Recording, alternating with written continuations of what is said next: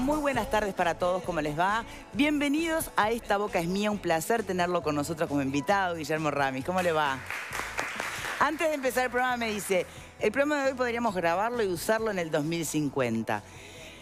Pregunta obvia, porque el clima, el tiempo y las expresiones así más o menos extremas no van a empeorar, ¿se van a mantener como ahora? Sí. Yo por ser positiva, Somos uruguayos. Somos uruguayos y esto pasa desde 1830. Y va a seguir hasta el 3100. Es como el tango Cambalache. En el 2000 también, bueno, ¿te acordás que yo decía a comienzos del siglo pasado y sigue ahora tan vigente? Sí, pero vio, Ramis, que hay toda una idea instalada en el imaginario de la gente que esto está peor que nunca. Que llueve, que las tormentas son más violentas, que los calores son más altos. Hay más WhatsApp, hay más comunicación. Usted está aferrado a esa teoría. Y ahora estornuda Trump y automáticamente ya sabemos qué tipo de pañuelo está usando y cuántas veces estornudó en los últimos 15 minutos. Pero, por ejemplo, mismo el Houston que está pasando las inundaciones brutales que dejó el paso del huracán, ¿no? Un uruguayo, acabo de escucharlo conversando en directo en una radio, comentaba que, bueno, en realidad ha sido de los peores de los últimos años. Siempre hay alguien que dice, esto es de lo peor de los últimos años. Claro. Y no era un jovencito, ¿entiende? Pero depende de por dónde pase. Para una persona que vive en La Valleja, de repente que nunca tuvo una inundación porque no tienen tantos ríos, le cae todo encima de la casa y dice todo lo peor que vivimos en 50 años. Lo vivimos a lo largo del río Uruguay. 40 años atrás no había la cantidad de represas que hay ahora. Ahora está todo represado, entonces cuando las represas aguas arriba se desbordan, abren y inundan lo que están aguas abajo. Eso Bien, es así. En instantes volvemos a este punto porque además imagino que toda esta teoría sustenta el cambio climático, algo también a lo cual usted se ha puesto férreamente. Pero me permite, Ramis, sí. Antes tenemos en vivo a Celso Cuadro que casi lo agarra un rayo, ¿podés creer? Celso, ¿cómo estás? Bueno, el rayo en realidad tiene dónde caer, ¿no? Por el tamaño. Yo no dije nada. No. Pero sí, fue tremendo. Ayer pasamos algunas imágenes en Telemundo y bueno, una tormenta eléctrica importante que en realidad a mí me agarra trabajando porque estamos haciendo imágenes justamente de un rescate que estaba por suceder allí en las afueras de San Carlos, donde se vivieron momentos de mucha tensión, fue de madrugada. Allí los bomberos inclusive trataron de llegar al lugar mediante cuerdas y otros elementos, pero la situación era realmente muy compleja. Había una cañada que había crecido muchísimo, del otro lado estaba la gente, hacía mucho rato que estaban esperando para ser rescatados y el agua continuaba subiendo. Ellos en un momento inclusive llegaron a estar en el techo de la casa. Hasta allí todo normal, después empezó ya de nuevo la lluvia torrencial y los rayos, ¿no? Y la verdad que con los compañeros que estábamos allí y los bomberos y todo, nos cayó un rayo muy cerca y ahí, bueno, por eso que en parte no está el rescate después en las imágenes, porque la verdad levantamos todo y nos fuimos, porque ya cuando uno arriesga la vida, la verdad que es tremendo. De todas formas, el rescate se hizo, después llegó personal de prefectura, esperaron un poquito más y lograron sacar a la gente, o sea que felizmente no es que fue se arraigamos, se fueron todos y quedó la gente en la casa, no. O sea, no. Se apagó la cámara, digamos, pero la gente que se dedica a eso... Se apagó la cámara. Sí, claro, porque además estaba el camión de bomberos, ellos estaban resguardados y nosotros con todos los elementos que además son eléctricos y demás, bueno, levantamos por allí campamento. Pero en realidad fue un trabajo muy profesional de los bomberos, de la gente de prefectura y de la policía, que se vieron agobiados porque en realidad la gente sabía que venía creciendo lo que es el arroyo San Carlos, pero bueno, algunos esperaron un poco más y el agua siguió lloviendo, siguió llegando y la verdad que complicó muchísimo toda esa situación. He escuchado hoy un corresponsal desde allí que decía que además vive en la zona, que quedó como una isla prácticamente San Carlos, ¿puede ser?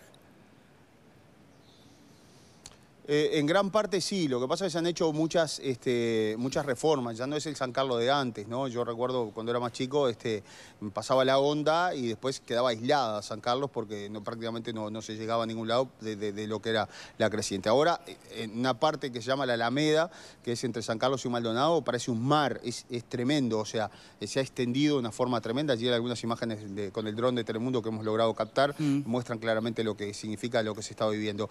Pero lo estamos viendo en este momento. Ahí está, son imágenes impactantes de lo que es todo alrededor. Pero el agua llegó, a ver, a lugares donde llega siempre, ¿no? No es de las peores inundaciones, más allá de que nosotros hicimos algunas notas a algunas personas que, por ejemplo, en algunos barrios decían que desde el año 2000, 2001 no se daban estas características. Pero lo que es en la parte de la Rambla allí prácticamente fue con las mismas características que los últimos años, ¿no? ¿Hubo algún tipo de aviso, de alguna posibilidad de que algunas personas ya más habituadas por estar en zonas más anegables o con alguna experiencia anterior pudieran, bueno, tomar medidas de prevención o de rescate de sus cosas antes de que los agarre el agua? Sí, algunas personas lo hicieron, más de 200 autoevacuados hubo y aproximadamente unos 40 evacuados en San Carlos. Donde los agarró un poco más de imprevisto fue en Pan de Azúcar, algunos desbordes de cañadas y arroyos que llevaron a que más de 40 personas también fueran, se registraran como evacuadas y algo así como más de 100 como autoevacuados. Mucha gente que ya conoce hace lo que es aquella famosa marca, ¿no? Es decir, los más vaqueanos, yo lo he visto en inundaciones en Durazno, 33, en Rocha, colocan las marcas en el piso. Bueno, cuando el agua llega ahí, ya está, nos tenemos que ir de la casa. Muchos ya saben que ya están acostumbrados y lo hacen. Otros no, y ocurre lo que le pasó a esta gente, por ejemplo, ¿no? Digo, que estaba en el techo de las casas. Y se dieron muchos rescates de estas características, ¿no? O sea, a mucha gente los agarró imprevisto. Más o menos unas 40 personas, reitero, que fueron rescatadas en esa madrugada. Unos 200 se autoevacuaron. ¿Y hoy el escenario cómo está? Por lo menos en las zonas más críticas. El escenario ahora ya es de... Sí, es de más calma, de mayor tranquilidad. Acá en San Carlos hay un tema, ¿no? El agua de la zona de las sierras demora en llegar aproximadamente 2 a 3 días. ¿Qué ocurre aquí? Dentro de 2 o 3 días hay un pronóstico de posibles lluvias también. Esto podría complicar muchísimo si es que llega mucha agua de la zona de las sierras y llueve muchísimo más durante la semana. Si esto sigue más o menos normal y la lluvia no da como para llenar los lugares, es decir, como para desbordar el arroyo San Carlos y demás, aquí la situación volvería a la normalidad en las próximas horas. Bien, la gente se siente respaldada, contenida con todo lo que tiene que ver con el sistema de emergencia, más allá del rescate puntual, ¿no? Saber dónde van, qué protocolo seguir.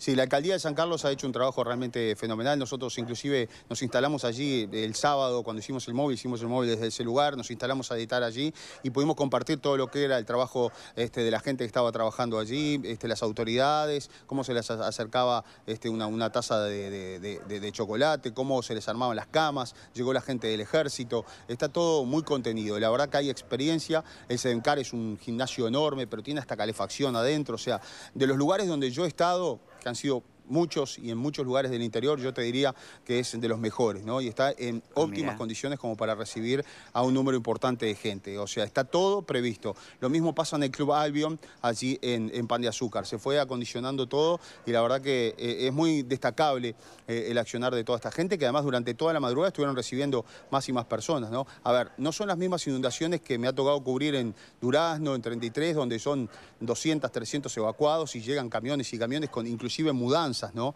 Pero no, de todas formas hay todo un sistema y la gente está contenida. Por lo menos era lo que nos comentaban allí en el lugar y lo vimos nosotros, inclusive una ambulancia llegó para atender a una señora. Hay contención. Perdóname, tú que sos de la zona no registré este dato, pero ¿cuán frecuente se da un episodio como este? Yo cubro en San Carlos inundaciones prácticamente todos los años, ¿no? Digo, no con este nivel de evacuados y demás, pero se han registrado inclusive en verano. El desborde del arroyo San Carlos es bastante habitual. Lo que no es habitual, el agua llega a algunos lugares, como en este caso, de la parte de atrás de San Carlos, prácticamente rodeando lo que decía algún colega por allí, haciendo una especie de isla. Llegó a otros lugares, pero algunos dicen que es un poco por el tema, a veces, de los desagües, de las cañadas. Exacto. Y algunas obras pluviales que son necesarias, ¿no? Perfecto.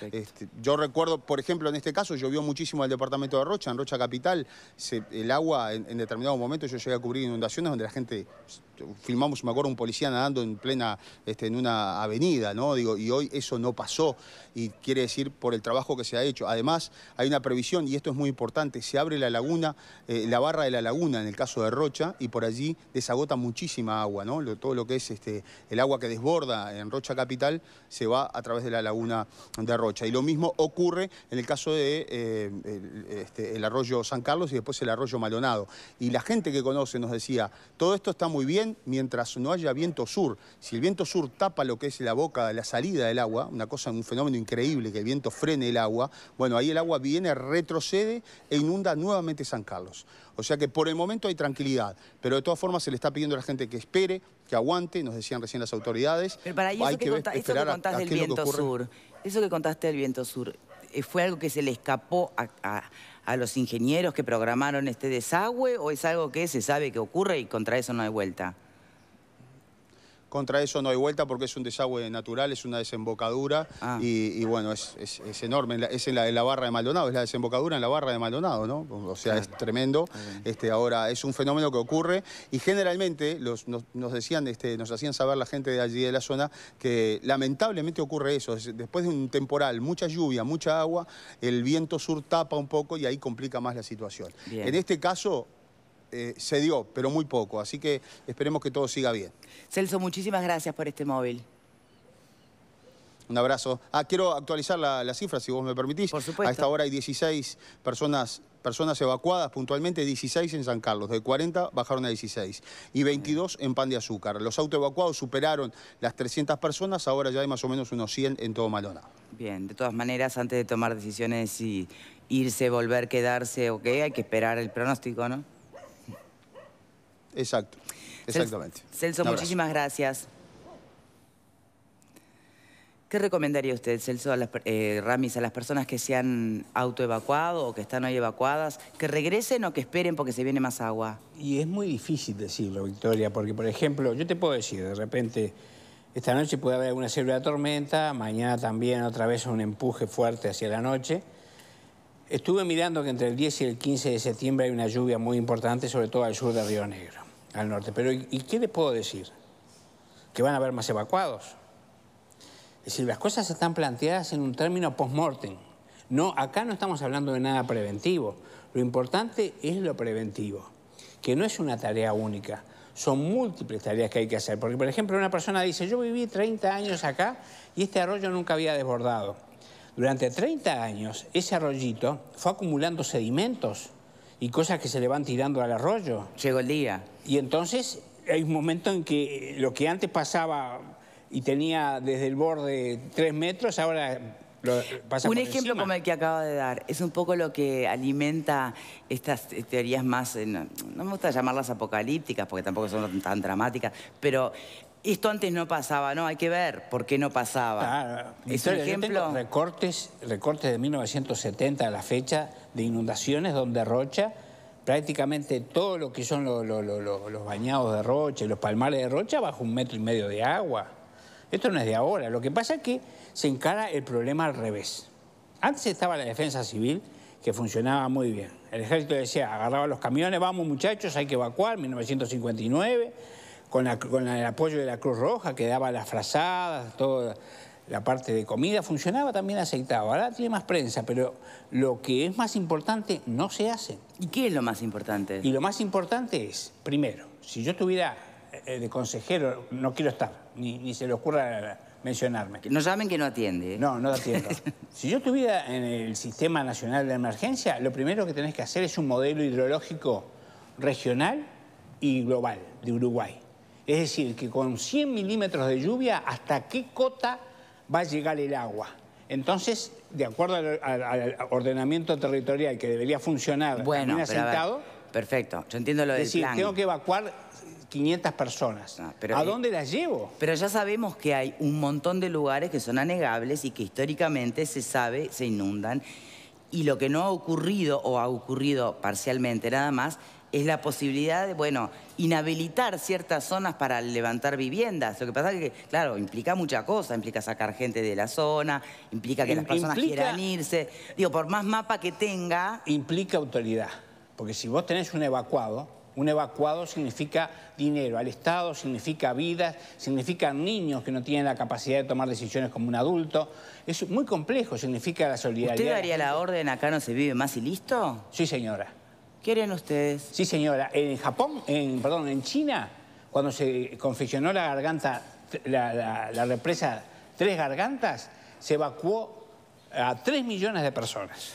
¿Qué opinan ustedes? Porque hemos escuchado muchas veces, también desde la sensibilidad de quien le toca la situación, lo difícil que es irse, ¿no? Gente que está muy arraigada a una zona, hasta por la vida que lleva de trabajo, ¿no? Pero en una sociedad, el que tiene que tomar esas decisiones es la autoridad que tiene la competencia en ese caso. O sea, si todo lo vamos a dejar librado a la voluntad de las personas, muchos de los temas que se podrían prevenir en forma colectiva, el Estado quedaría sin herramientas para actuar. Si cada cosa queda librada al libre albedrío. Está en la línea de Ramis. ¿Alguien discrepa? Es que no pasa solamente por construir nuevas casas y decirles, bueno, ahora tú no puedes vivir más aquí, vas a pasar a vivir acá. Mucha gente, como tú decías, vive de la cultura del río y entonces hay que dar otras herramientas, no solo una solución habitacional. Hay que enseñar, entre otras cosas, nuevos oficios. Hay que buscar otra logística para hacer lo que estaba haciendo de otra manera. No pasa solamente por la voluntad política de decir, a partir de ahora, no porque te di una casa. Es mucho más que eso y presumo que debe llevar años de trabajo, no solo un gobierno, ¿no? ¿Qué piensas, Alfredo? No, yo coincido con Ramis. A mí me parece que hay lugares en los cuales todos los años, lo dijo recién Celso, ¿no? Todos los años pasa lo mismo, que gente se tiene que evacuar. Si entendámonos, la cultura del río la podés hacer viviendo a 500 metros del río, no tenés que vivir en la orilla. Digo, si sos pescador, igual podés seguir ir a pescar igual. Es decir, me parece que hay una cuestión de que no me toquen lo mío y yo creo que, en definitiva, es un costo social que estas evacuaciones, y es un costo de vida, porque muchas veces, esta vez por suerte no pasó nada, pero ha muerto gente. ¿Tá? Entonces, a mí me parece que hay que limitar. Si se hace, ese mapa debe estar hecho, supongo. ¿No está hecho? No está bueno, entonces hay que hacerlo. No hay modelo hidrológico. Bueno, pero... y lo que hace, perdona, y lo que hace meteorología, en vez de sacar una alerta naranja pintando 3 departamentos que no sirve absolutamente para nada, sino simplemente para decir, dimos la lluvia, habría que tener un equipo de gente que le dijera, que alimentara ese modelo hidrológico, diciendo, las últimas corridas, lo más probable es que lo que yo vi durante esta semana es que en esta franja, y ahí se puede cuadricular y decir, acá pueden caer 80 milímetros, acá 120, acá 180 en tanto tiempo. Porque la lluvia tiene nombre y apellido, tiene los milímetros que caen y el tiempo en que caen. No es lo mismo 100 milímetros en 24 horas que 59 milímetros como cayeron en media hora en el 26 de diciembre del 2014, en Montevideo. Que inundó todo lo que era la estación central y toda esa zona. ¿Darías vos la orden de, bueno, más allá de la realidad que pueda tener cada familia en un lugar determinado, acá no se puede vivir más? Bueno, lo que pasa es que en línea general yo estoy bastante de acuerdo con lo que dice Ramis en este entendido, bajo este paradigma. Nosotros vivimos en una sociedad y, como parece una obviedad decirlo, todos tenemos responsabilidades, todos tenemos derechos y todas obligaciones. Por supuesto, desde mi impronta, si querés, histórica, sensible, ideológica, jamás a nadie sacaría de un lugar sin que eso venga acompañado de una solución, ¿no es cierto? Ese es el asunto donde creo que estamos corriendo de atrás. Ahora bien, también a mí me gustaría saber, porque nosotros por ahora tenemos, a grosso modo, 1000 compatriotas desplazados, ¿no? Yo no creo, de verdad lo digo, no creo que estas 1000 personas vivan del río. Me parece que a veces decimos estas cosas desconociendo como excusa, un poco. No son 1000 pescadores, bueno, incluidas sus familias. Creo que es un asunto que a veces lo tomamos con cierto paternalismo que creo que en definitiva ayuda a que la situación no se corrija. Igual debe ser muy disímil el panorama. Ramis, por supuesto, sabe más que cualquiera de nosotros al respecto. Todos tenemos amigos, o muchos de nosotros tenemos amigos que son de Mercedes. La Rambla de Mercedes. La Rambla de Mercedes es uno de los lugares más divinos del Uruguay. Cada tanto se inunda, ¿no es cierto? Y esas no son personas que viven del río y tienen casas fabulosas, preciosas. Es más, son las personas más ricas de la ciudad. Y cada tanto eso ocurre. No sé si aplica decirle a esas personas de la Rambla de Mercedes, váyanse de acá. Me parece que cada escenario... Sí, a las otras, a esas no y a las otras sí. No, porque entre otras cosas, hay muchas personas que deben huir de sus lugares y que viven en lugares que no son de ellos, ¿no es cierto? A los que hay que darles solución a sus problemas. Solución, desde ya, soy el primero en decir eso. Pero la solución no pasa a sacar la pata del lazo y no asumir las responsabilidades. Porque si no pasa esto cada vez que pasa. Y esto implica no solo dolor para las personas, no solo sensación literal y metafórica de ahogo, sino también dinero que nos pertenece a todos y que podría perfectamente canalizarse en encontrarle soluciones que de alguna manera busquen otra vez usa la imagen, que no es imagen, que el agua no llegue al río. Bien, pero a ver, ustedes vieron la complejidad que de verdad significa movilizar a una comunidad, a un barrio, de un lugar al otro. Lo vemos con bastante frecuencia cuando se trata, aún en nombre del propio beneficio de los protagonistas, ¿no?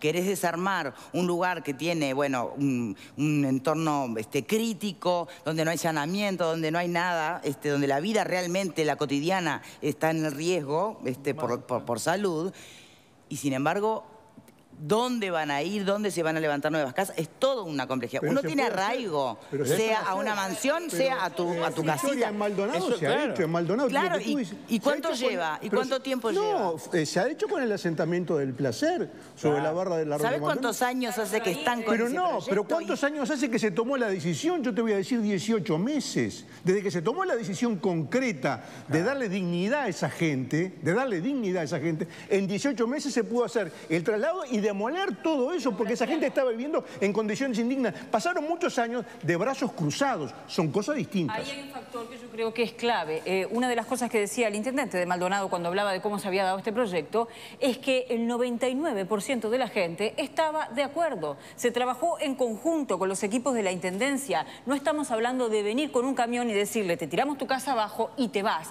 Acá Bueno, lo que hubo fue un tal vez trabajo no es lo que está proponiendo conjunto. Rami tampoco, ¿no? No, pero es lo que explica cómo en algunos lugares puede funcionar y en otros no es tan sencillo, porque yo recuerdo que en el norte del país hay muchas zonas donde los terrenos no pueden ser habitados, no se pueden comprar, no se pueden vender, y sin embargo, las personas están ahí.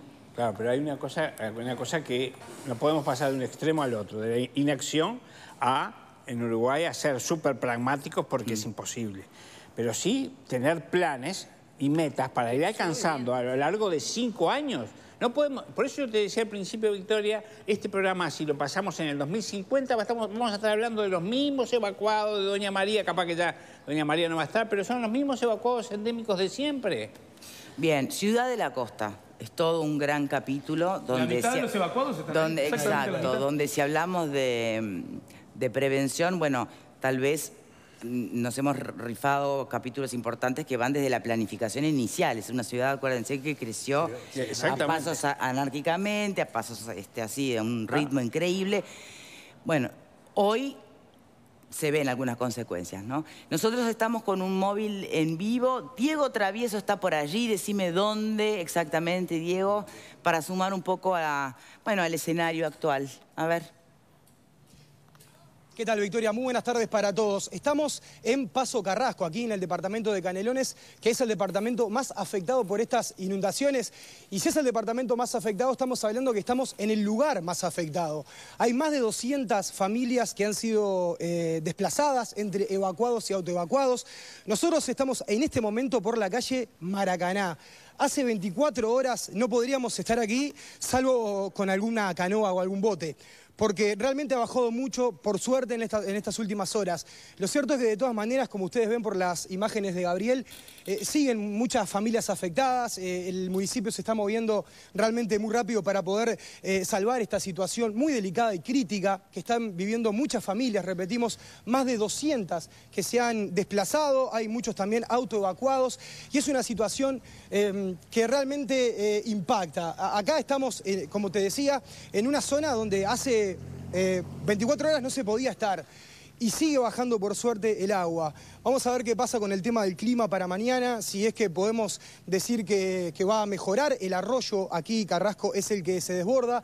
No es la primera inundación, se recuerda una del 2000 y una muy fuerte en el 2014, que tiene muchas características similares a esta. Por suerte, hay unas 256 familias que se han desplazado, realojado de alguna manera de estos barrios, pero sigue mucha gente viviendo aquí y obviamente no se quieren ir. Es un mal que realmente tenemos hoy, que es el arroyo Carrasco, aquí en esta zona que se desborda, y es muy difícil esta situación que están viviendo estas familias. Si querés, después de la pausa vamos a hablar con Luis Martínez, el alcalde de este municipio, para ver en qué está la situación actualmente y cómo están las familias que están viviendo realmente momentos de mucha desesperación por las imágenes que estamos viviendo. Bien, muchas gracias, Diego. Volvemos contigo en un rato nada más, porque más tiene que ver justo con lo que estábamos hablando, ¿no?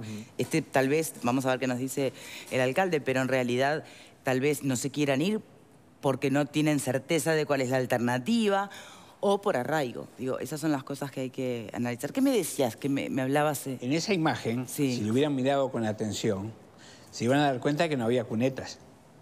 Bueno, sí, bueno, obvio, pero digo...